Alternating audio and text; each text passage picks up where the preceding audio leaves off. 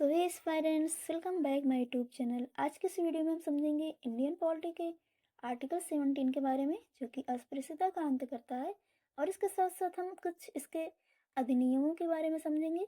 तो सबसे पहला हमारा आ जाता है आर्टिकल 17। अनुच्छेद जो 17 है, इसमें अस्पृश्यता का अंत किया गया है, अर्थात अनुच्छेद 17 के तहत अस्पृश्यता का अंत किया जाता है।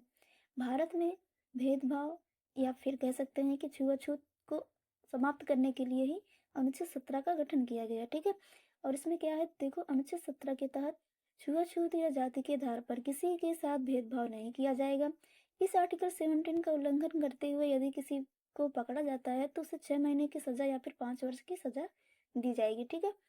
और जो अस्पृश्यता शब्द है, इसे संविधान में परिभाषित नहीं किया गया है। केवल इतना बताया गया है कि छुआछूत या जाति के आधार पर किसी के साथ भेदभाव नहीं किया जाएगा। फाइन।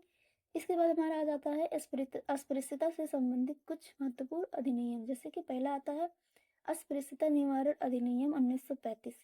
इसके तहत कौन से सुधार हुए हैं, तो देखो, अस्पृश्यता निवारण अधिनियम 1935 के तहत किसी व्यक्ति को शिक्षण संस्थानों, अस्पतालों, भोजनालयों, सार्वजनिक स्थलों जैसे कि कुआं, तालाब और मनोरंजन केंद्र और पूजा स्थलों में कोई भी व्यक्ति किसी भी व्यक्ति को जाने से नहीं रोक सकता। ठीक है।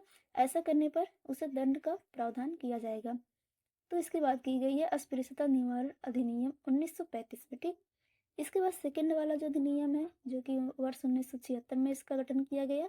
इसके तहत क्या होता है, पहले देखो इसका नाम क्या है, सिविल अधिकार संरक्षण अधिनियम 1976 में इसका गठन किया गया। और इसके तहत क्या सुधार किए गए अस्पृश्यता में, तो देखो, सिविल अधिकार संरक्षण अधिनियम वर्ष 1976 के तहत SC/ST का कोई अपमान नहीं कर सकता। और अस्पृश्यता को दर्शन इतिहास के आधार पर सही ठहराना दंडनीय एवं गलत अपराध है। जैसे कि अस्पृश्यता को दर्शन इतिहास के आधार पर सही ठहराना दंडनीय अपराध एवं गलत है। ठीक है। और अस्पृश्यता को प्रत्यक्ष या फिर अप्रत्यक्ष रूप से अस्पृश्यता का उपदेश भी नहीं कर सकते। तो इन सब की चर्चा की गई है सिविल अधिकार संरक्षण अधिनियम 1976 में। ठीक है। इसके बाद हमारा आ जाता है SC/ST निवारण अधिनियम। SC/ST निवारण जो अधिनियम है, इसके तहत SC/ST के साथ कोई भी दुर्व्यवहार नहीं कर सकता।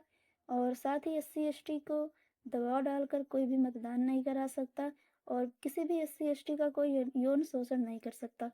तो इसकी चर्चा की गई है। इसका सुधार किया गया है निवारण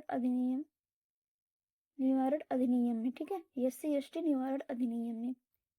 तो उम्मीद करती हूँ कि आप लोगों को ये सारी जानकारी समझ में आ रही होंगी। अगर समझ में आ रही होंगी तो मेरे वीडियो को एक लाइक कीजिए, कमेंट कीजिए, शेयर कीजिए। तो मिलते हैं नेक्स्ट वीडियो में किसी नेक्स्ट टॉपिक के साथ।